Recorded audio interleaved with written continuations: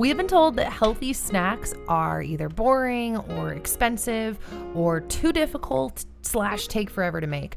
But honestly, guys, that's just not true. I am a mom, as you know, and I know that moment all too well when everybody is hangry, the kids might be melting down, and you need something to eat fast. It's easy to reach for packaged food, and I do sometimes, but obviously finding packaged food that has great ingredients that I can feel good about is not super easy and can be expensive. So today I'm going to show you some easy homemade healthy snacks that legit taste better, cost less, and leave everyone feeling good. One of these snacks, by the way, is like legit one of the best foods I've ever eaten in my whole life, and I'm not kidding. So with all that being said, let's hop right in. So we are starting off by making these sourdough double chocolate semi-protein infused muffins. These things are amazing. My whole family loves them. Even Dan, who is not like the hugest chocolate fan, loves these muffins. They do take a little bit of like prep work because they are sourdough, so they're gonna have to ferment. And when you're fermenting muffins, like some of the ingredients you actually keep out till the following day. Now,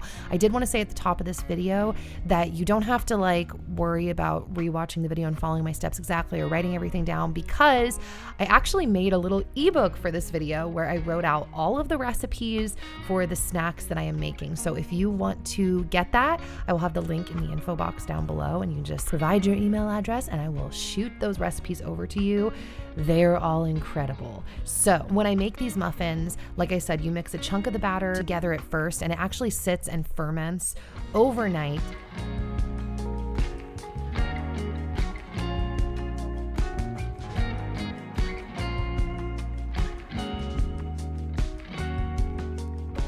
I'm putting the saran wrap on top to sit and ferment, and I will be going back to those later to add the rest of the ingredients in. So this snack that I'm making right here, I call this like butter candy. It's really like a date chocolate, buttery, cashewy candy. This is probably the best recipe that I have come up with, like of all of my recipes in years. And guys, that says a lot. Like I'm talking about all meal items.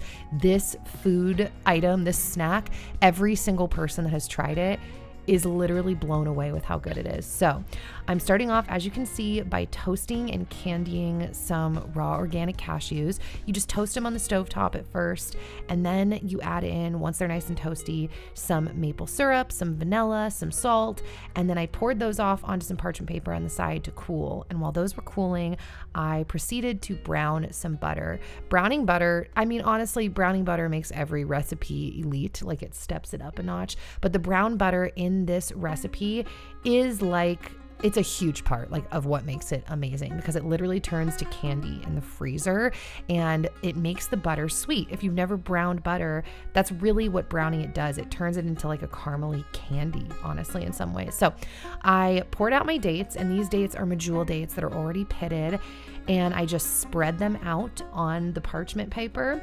Now you can just use your fingers and spread them apart and push them apart. I also happen to use parchment paper and another glass dish to push the dates down really flat. Now I have to say ahead of time, I have actually changed a little bit of my technique in making these since I filmed this video, because I've made like 4 more batches. My family eats through it in like 36 hours. A lot of it's me, not gonna lie, but everybody loves it, like I said 12 times.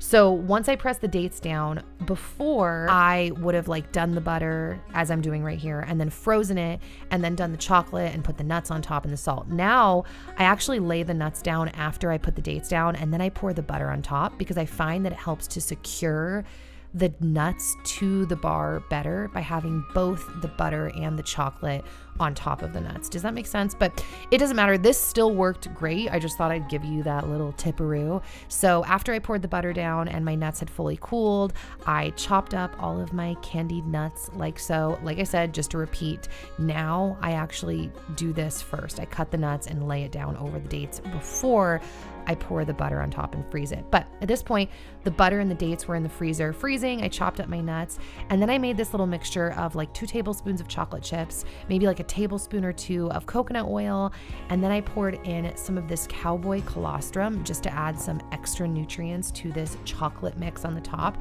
This stuff is so good, and supposedly colostrum is incredible for your digestion, your skin, and your immune system. I love this. I've also done a mixture of chocolate and vanilla in this little chocolate mix on top because they have like unflavored chocolate and vanilla colostrum.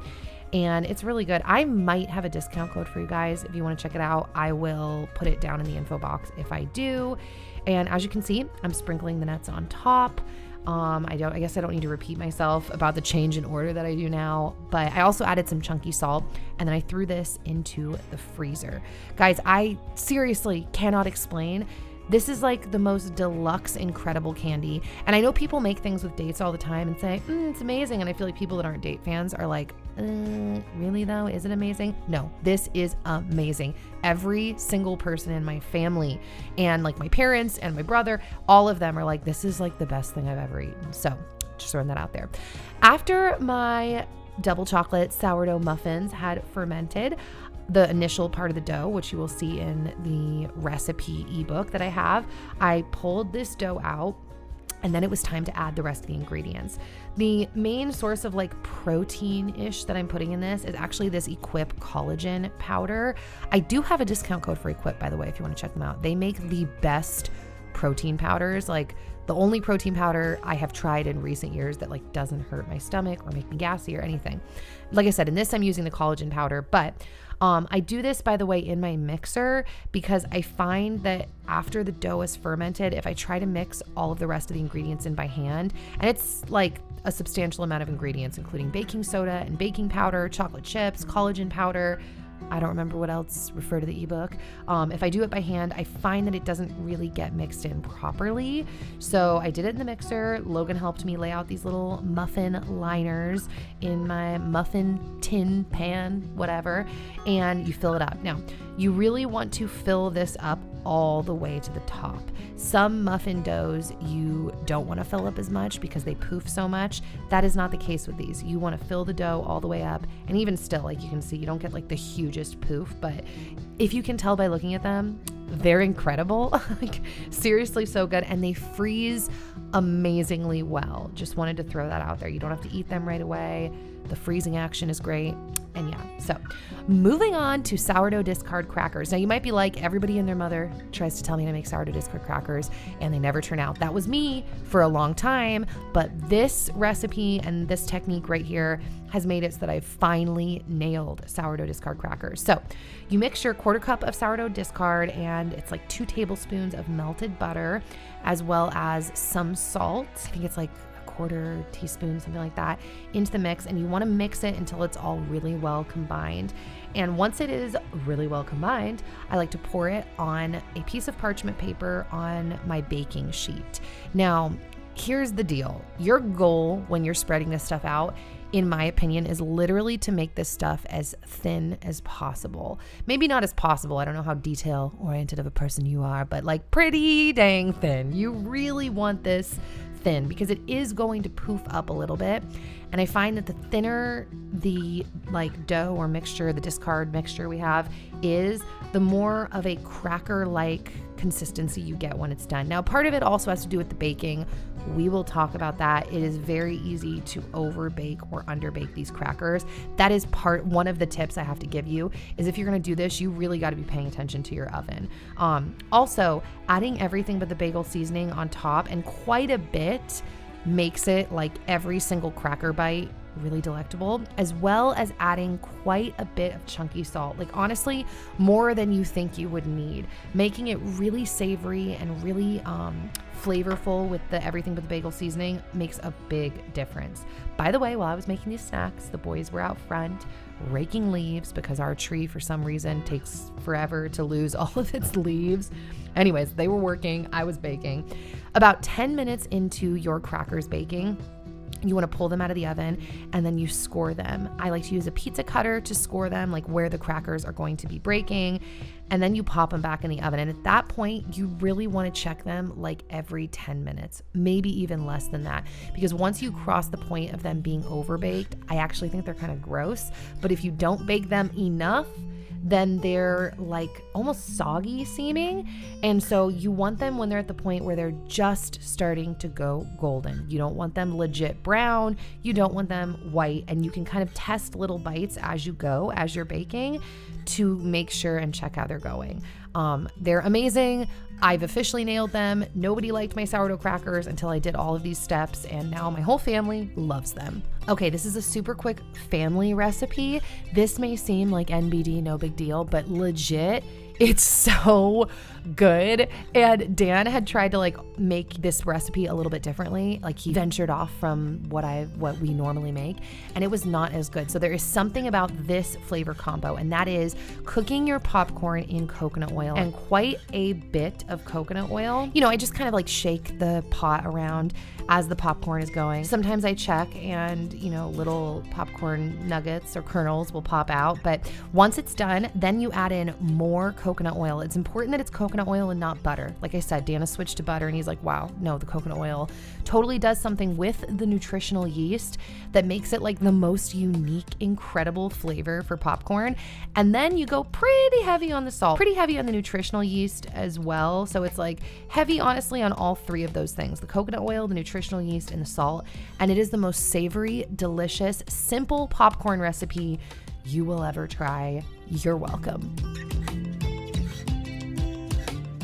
Okay, so last but not least, I wanted to make these crispy garbanzo beans. Now, spoiler alert, one of the recipes I made actually was a fail, so I need to tweak it more. You're gonna see me make two versions, the cinnamon sugar one, which is amazing, and then the ranch one, which was a total failure, to be honest. So I'm gonna have to tweak that because I just feel like ranch crunchy chickpeas is like amazing sounding combo. But I rinsed my chickpeas. Last time I made these from scratch, like I soaked chickpeas overnight, boiled them the next day, peeled the skins off. This time I just did it from the can, so you're skipping those first two steps. And I find that peeling the skins off of chickpeas makes a very big difference. Like when I'm making hummus now, I never skip this step as well. I always peel the skins off the chickpeas. It's a little bit tedious. It can be as tedious as you want it to be. Like you don't have to get rid of the skins, but I find that it legit makes a difference. So same thing with these crispy chickpeas. I like to peel off the skins as much as I can, and I find that it just makes them even tastier. So once I did that, like I said, I was making two versions. So I scooped half my chickpeas into one bowl for the ranch version and half for the cinnamon sugar version. Now I'll tell you, the whole thing with the ranch is that they actually ended up burning. Like I think the seasoning burnt it. So it might be a situation where I actually just have to add the seasoning at the end, because that's what I do with the coconut sugar one. I just toss it in coconut oil, the chickpeas, and then they bake. And after they're done baking is essentially when I add on the maple syrup, the sugar, the vanilla, the cinnamon, and then they just sit and basically cool in the oven. The oven is turned off with the door open, and they become this crunchy, crispy, sugary, delicious treat. So as you can see, I'm mixing oil on each. I did olive oil on the ranch version that was a fail, and like I said, coconut oil on the cinnamon sugar one. By the way, if you have any snack ideas that you would like to share or like me to try, feel free to leave them down in the comments, because I am on the hunt always for not only more recipes, but particularly more snack recipes.